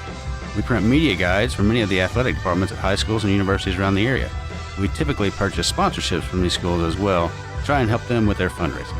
Once we have reached our new normal, we also print all types of marketing materials for you to hand out either in person, via mail, or at various trade shows and events. At Minuteman Press, we're not just putting ink on paper, we're building relationships. New name, new players, and an even better championship experience. This April, the Korn Ferry Tour returns to the Rocket City for the 2023 Hometown Lenders Championship at the Ledges. Experience the beauty and drama of the Ledges in person as golf's rising stars chase their PGA Tour dreams. From the first man on the green to the roar of the crowd when the final putt drops. Be part of every moment of the Hometown Lenders Championship at the Ledges from April 24th through April 30th. Tickets to be a part of the action are on sale now at HTLChamp.com. You've got to experience Toyotathon at Bill Penny Toyota. They've got the selection with over 700 new Toyotas to choose from. And they've got the extras with Bill Penny perks and a 10-year unlimited warranty. So get on over to Bill Penny Toyota today and experience Toyotathon. Bill Penny Toyota in Huntsville and online at BillPennyToyota.com. Bill Penny's Toyota 10-year unlimited warranty is valid through the 10th year of ownership. Valid on new vehicles only. See dealer for details. It's an amazing time in our industry. Things are changing so rapidly. With digital signatures and workflow software, we help our customers work from anywhere. This helps you save time and money and upgrade your technology. Like I said, it's an amazing time to watch our customers grow and succeed. Just ask anyone. The Lion Group. The Atlanta Braves are back, and this 2023 team is ready for another epic season. 1-1 pitch. There's a deep drive to left center field. This thing is clear for takeoff. Back-to-back home runs, Ozuna and Riley. Tomorrow, it's the 2023 season opener live from Washington, D.C. as the Atlanta Braves open the season against the Nationals. Braves Radio goes on the air at 11:50 Eastern, 10:50 Central on the Atlanta Braves Radio Network. From the Fox 54 Weather Center, I'm Chief Meteorologist Jordan Dressman. A mostly sunny sky this afternoon. Temperatures climbing into the upper 50s and lower 60s. Maybe just a touch chilly through the overnight, early into your Thursday morning. Grab a jacket before you head out the door for the Thursday morning commute. We're going to start the day in the upper 30s and lower 40s. Plenty of sunshine through Thursday afternoon, but it is going to be a little bit warmer. Highs climbing into the mid and upper 60s. Some of us could be looking at the lower 70s. Increased opportunities for rain and thunderstorms as we head into Friday afternoon and Friday evening. I'm Chief Meteorologist Jordan Dressman on your home for ESPN Radio, 97.7 ESPN The Zone. Everything you need is just a click away. I screw up sometimes, silly. Okay, almost everything. Come on, pal. Tell your fortune. Log on today. 977ESPN.com. 977 ESPN The Zone. Talking baseball. Klazuski, Campanella. Talking baseball. The man and Bobby Fella. The Scooter. The Barber and the Nuke. Segment of the Thom Abraham Show is brought to you by North Alabama Mortgage. At North Alabama Mortgage, they have the right product for you to get you into a mortgage for a new property or a refinance, and they're going to help you through the whole thing like family. It's like talking, you know what I mean? You're going to talk to Uncle Brian Hammaker. All right, Brian Hammaker's there, and he's ready. He says, hey, Uncle Brian, help me out with this thing, and you're going to talk to him, or you talk to whoever they hook you up with down there. His team is fantastic. And they're going to guide you through this whole thing, whether you're in Tennessee or Alabama or in Florida even. So let's say you got a property in Florida. Say you're looking at a vacation property in Florida. Say you're like Josh Carey and you're doing really well, and now you're going to buy a vacation home on the beach in Florida. And what you do is, you call North Alabama Mortgage, and they'll help you out. And you say, well, it's Florida, but that's okay because it's North Alabama Mortgage. They can take care of you there as well. They'll help you through the entire process. Go to NorthAlabamaMortgage.com to learn more.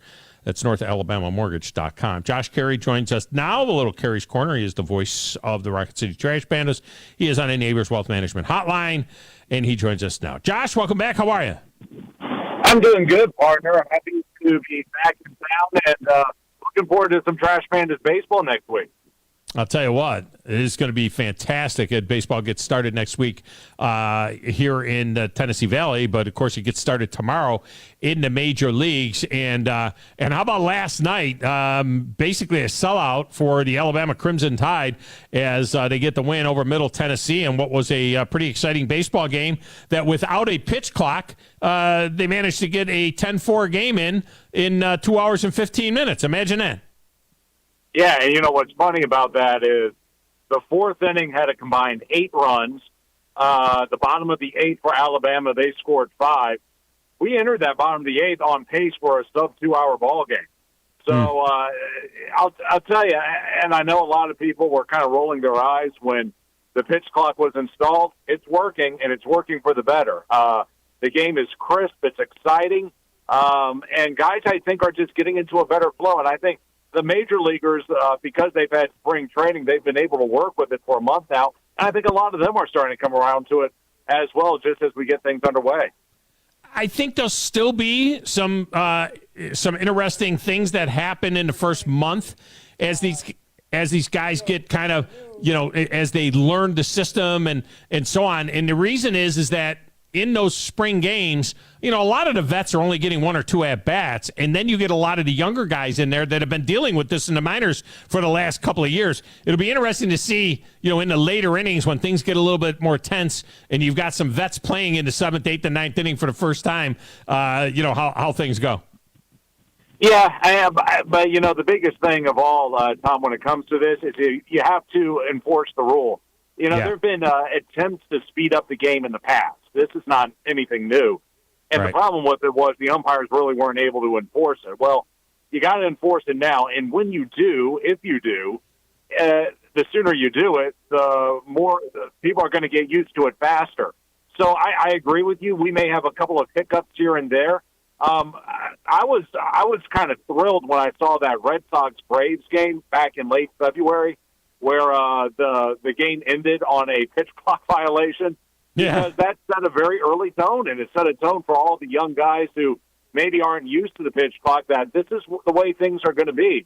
And so now you've had a full month to deal with it.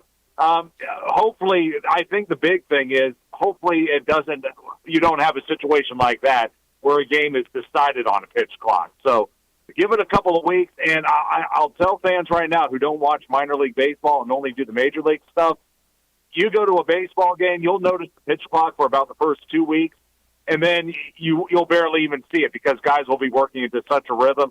The pitch clock will be almost an afterthought. It'll be interesting to see where it is. As we saw different spring training games, there were times where the pitch clock was in the center field camera shot, where it was just to the left of home plate. And it was like a big-ass clock. I mean, it was huge. Oh, yeah. And it was actually disconcerting to watch. As you were watching a game, you tend to watch the clock more than you were actually watching the action. Other places, it was moved a little bit. Is there a standardized spot where these pitch clocks are? And obviously, there must be one somewhere on the scoreboard so that the batters can also see what's going on. Yeah, well, in the Southern League and really throughout minor league baseball, you got to have one on the backstop.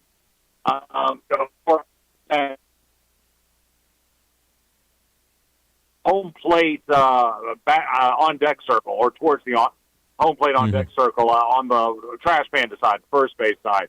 So we have one there, and we have another one mounted just to the right of the batter's eye out in straightaway center field. That way the batter can see it, the pitcher can see the other one. It's not hard to miss it. Or, pardon me, it's hard to miss it. It's out there. The digits are huge. So it got very people.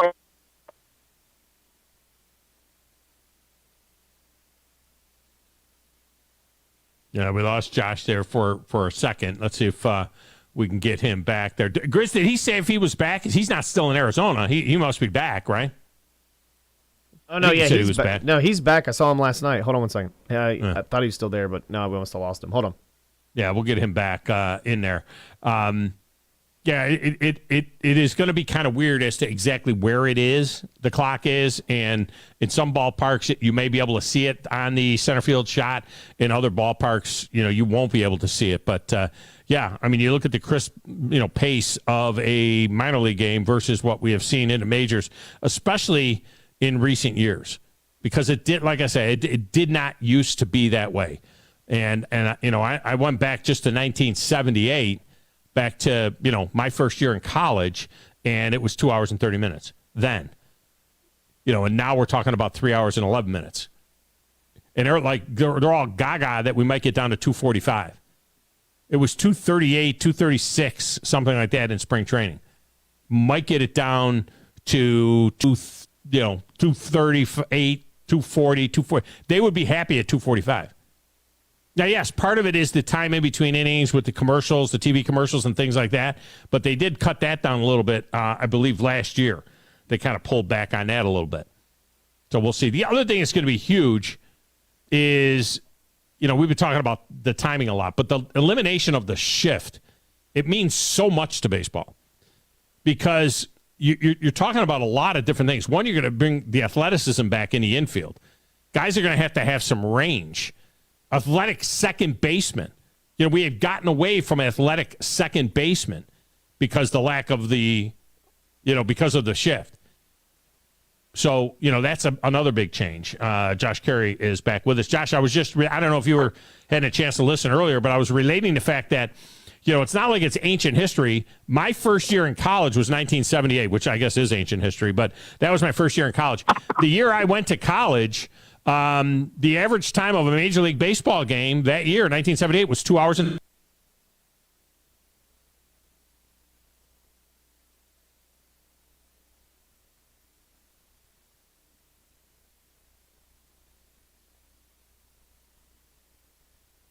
2:39. 1984 was 2:39. I think we lost him again. But what I was saying about the shift is this opens up, it's going to help the left-handed batter. When a man's on base, this opens up the right side of the infield big time. Also, when you talk about, taking the ball back up the middle, you remember the days, when you're batting, learning how to take the ball back up the middle. That's going to come back, too, as well to the game. All right, I think we got Josh back. Josh, 2 hours and 30 minutes the year I went to college. So it's not like this is how the game was designed to be. It was designed to be literally a 2-hour game. If you go back to the 30s and 40s, it was always 2 hours. Yeah, well, first of all, I want to apologize. I drove through a bad cell, so that's on me, Tom. But you're right. When you look at baseball, I'm going to encourage a website on everyone. Go to baseballalmanac.com. And they've got box scores that date back to the 20s and 30s. Mm-hmm. And, back then, baseball was a sub-2-hour game easy. And then you get TV involved, and you get some commercials and things like that. Once it got past the 2-hour mark, people were starting to think, oh, boy, this is a little much. Now you look at the World Baseball Classic, we were at 3.5 hours for a ball game. So this is a good thing. This is a very healthy thing. When you're living in these major metropolitan cities, which is where major league teams are located, and people got to take the last train just to get home so they can be up at 5 a.m. the next day to go to work, they don't want to be sitting around until 11 o'clock to do a baseball game. And the ticket prices are so high. If you're only going for 3 or 4 innings, you're wasting your money. So you wonder why attendance is down. This is the type of stuff that's going to get people back into the ballpark. They know 7 o'clock game, I'm out by 9:30. I can watch a full 9 innings. The family can have a good time. We're still going to pay our money. Everyone wins with a quicker ball game.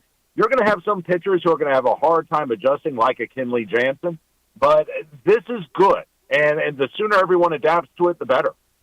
Yeah, that's why I laugh at the traditionalists that say, oh, this is crazy, we had to have a clock, blah, blah, blah. Well, if you're a traditionalist, go back and look at the traditional time of a game and see what it was. All the way into the 80s, it was still in the 2.5 to 240, range like that. And like you say, if you're a real traditionalist, you want to go back to the 40s. In fact, I use, baseballreference.com is outstanding. So I use Baseball Reference, and I'm looking at the year-by-year times going all the way back. And in the game, if you want to say that the heyday of baseball was the 40s and the 50s, 203, 207, 211, 215, 219. Those are the averages of the length of the game. Now, the other thing is, and you mentioned reference to attendance being down. The other thing I always get a kick out of is these traditionalists that talk about back in the day, in the heyday of baseball in the 50s and 60s and 70s. Well, at Baseball Reference, it also has the attendance, the average attendance for Major League Baseball all those years. And yes, we're down a couple of thousand last year at 28,000 a game, down a couple of thousand from 30,000 a game in the 2014, 15, and 16. Part of that was COVID. Getting people going back to the park has been a deal. But it's been, for the last 15, 20 years, it's been in the 30,000 per game range. Last year, about 27,000 per game range. But if you go back to the quote-unquote heyday of the 60s and 70s, the average attendance back then was 15,000 a game. I believe that. Yeah, opening day for the Red Sox in 1966, they had 8,200. 8,200 on opening day. I mean, that we don't have that anymore. So people that are saying baseball is dead, I get that. That drives me nuts. Well, what they're looking at, Tom, when it comes to that, they're not looking at attendance so much anymore. They're looking at TV rating. And right now, baseball's biggest competition right now is the NBA. Can they keep? It's right now they and the NBA jockeying for that number 2 position behind the NFL. And so TV is just like going to the game in that you're not going to want to sit around and watch a 3.5-hour television program when you have other things you can watch, number one, and two, you have a bedtime to get to. So if you're going to keep the NBA off your back, which is every game in the NBA is 2:15, give or take, without overtime. If you're going to keep them off your back, you gotta learn to adjust, and implementing a clock is one way you can do that. I know we all talk about baseball. Oh, it's this beautiful sport. It's the only one without a clock, blah, blah, blah. The only thing you can do in life is 3 things. Pay your taxes, die one day, and adopt change. Well, baseball has decided to adopt change, and trust me, as a guy who had to call Trash Pandas games in 2021, where we were going 3.5 hours almost nightly, to suddenly doing 2.5 hours as a broadcaster, life is a lot better, and people are going to notice it as well. Yeah, there's no doubt about it. And it's not like they changed. They didn't make it a 7-inning game. They didn't make it 2 strikes and 3 balls. They didn't change the fundamental of the game. They just took the dead time out of the game. That's all it is. The game is it's still a 9-inning baseball game. They just eliminated a bunch of scratching and redoing your gloves and all the other crap. That has nothing to do with the game. Yeah. They actually considered doing 7-inning ball games. I mean, they did consider doing that because they had gotten so slow. Well, guess what? Now you get your 9 innings and you get out of there at a reasonable time. Got the Chattanooga Lookouts, by the way. Opening night fireworks, Friday night fireworks, Saturday night fireworks, all coming up 6, 7, and 8 as you open with a little 3-game set at home before hitting the road. And kind of a rare deal, right? You get a Sunday, Monday off. They maintained that Monday off in the minor leagues, which I think is a great thing. But going to have a little Sunday, Monday off before you head down to Birmingham for 5 down there, or 6 down there. Yeah, so we're taking. We actually had a choice. We could have done Thursday through Saturday or Friday through Sunday. We chose Thursday through Saturday to avoid Easter. We had an Easter game last year, and it was well attended. But we just think it would be probably better to give our folks a chance to celebrate the day. For whatever reason, they may choose to do that, and so we're going to play Thursday through Saturday. The players are going to get a couple of days off, and we'll motor right on into Birmingham. And what's funny is later in the year, we're going to have another 2-day break right after the first half of the season. That'll be Sunday and Monday as well. So it's a little quirk to the schedule, but it won't be too big of a deal for anyone. Still with the 6-game sets, though, which I guess they didn't take your advice. They weren't listening to Josh Carey about, 6 games is probably 3 too many, maybe 2 too many against the same team in a row. But that's the way it's going to be this year. You'll go 6 straight games against each opponent as they come in. Yeah, and honestly, Tom, I don't see that changing anytime soon just because of what you said. It's so convenient, and it's so good for the players. They don't have to go 3 or 4 games one place, travel through the night, get in at 7 a.m., and have to play a 7 p.m. game that same evening.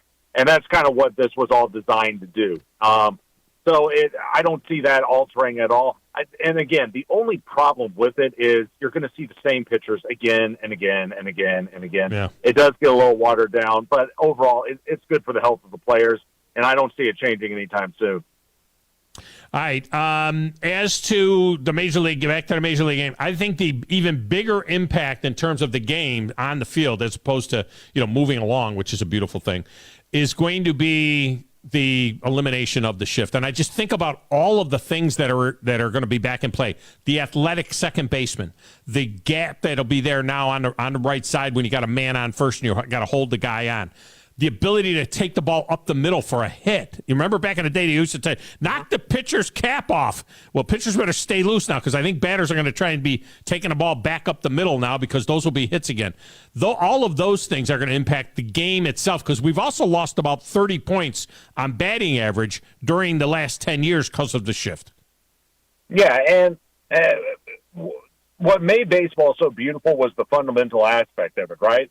So by evening things out along the infield, you get the fundamentals back, like taking it right back up the middle. And it's something that baseball has always wanted to get back to. You and I would both agree that baseball was great in the 80s, and then it was good in the 90s, maybe not as good as in the 80s, and then it was fine in the 2000s, maybe not as good. The game was starting to regress, right? Yeah. Well, now we're bringing it back to where it was, at least for me, at least in the 90s. And that's where kind of my passion for baseball started. And if you can bring that back a little bit, there's some things, and you talk about the traditionalist. Well, here's a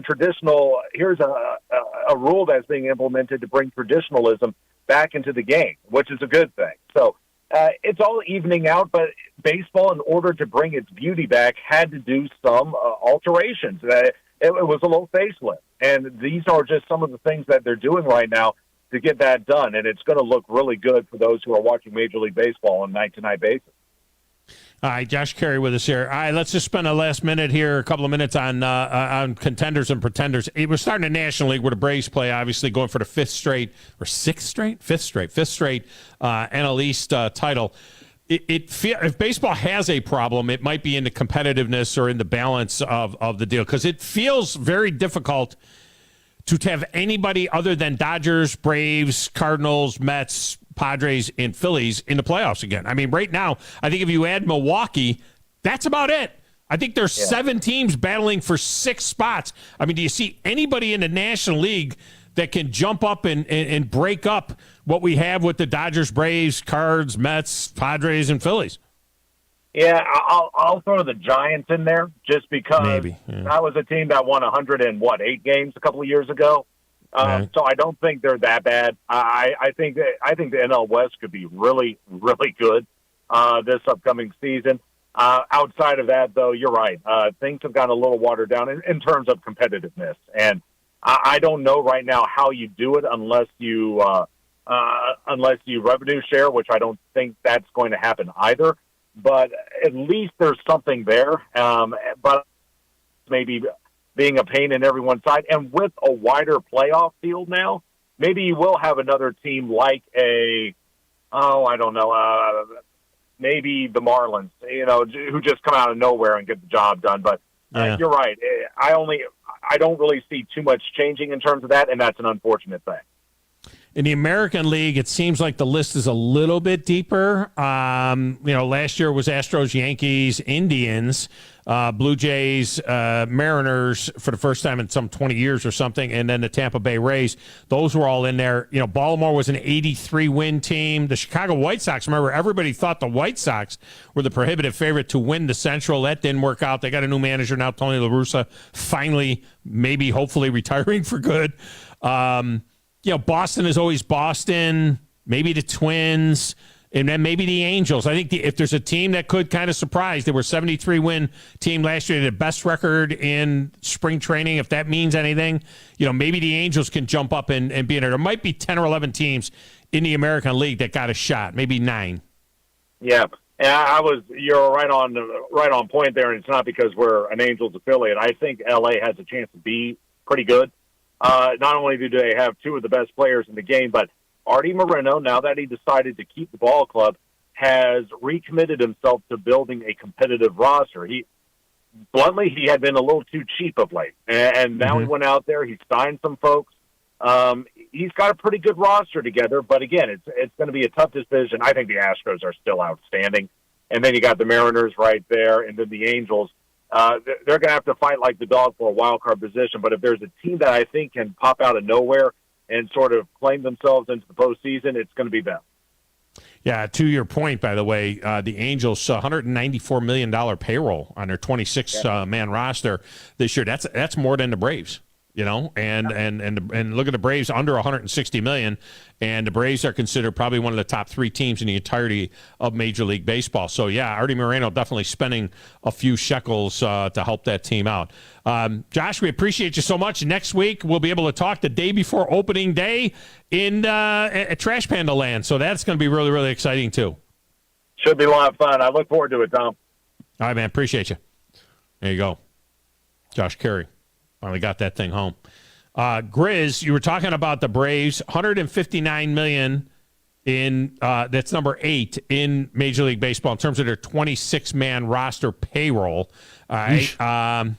That's not. Well, actually, I'm sorry. I take that back. That's 11. 11th highest payroll there, just behind the Chicago White Sox, Houston Astros.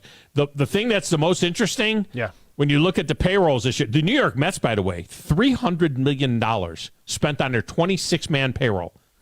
$300 million. I mean, compared to the Braves at $159, it's almost twice as much. Hope you get what you paid for. Well, the Phillies, $224 million. Yeah. Yankees at $268. Now, it costs a lot more to live in New York, so you have to adjust it for taxes and things like that. But you know what's interesting? How about the Boston Red Sox sitting right on the league average? Boston Red Sox at $141 million. Remember all those years, the Red Sox, they were actually outspending the Yankees, and the Red Sox had this monster payroll?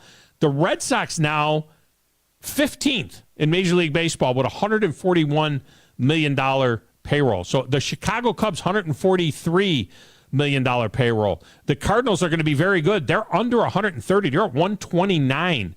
The Mariners are 123, and they're a contender. So you don't have to spend, $250 million to be a contender. Braves are in a pretty good spot. And the thing about the Braves is they've got all their young studs under contract for several years now. The Braves in 2021 spent $115 million, and they were 10th in the payroll. That was their payroll when on the 26-man? Yeah, when they won the World Series. The year they won it? 2021. I thought it was a little more than that, but you might be right. Yeah. Yeah. 171 total. 115 million in their 26-man roster. There wasn't the highest payroll that year. Just 2 years ago, the highest payroll was 176 million with the Mets.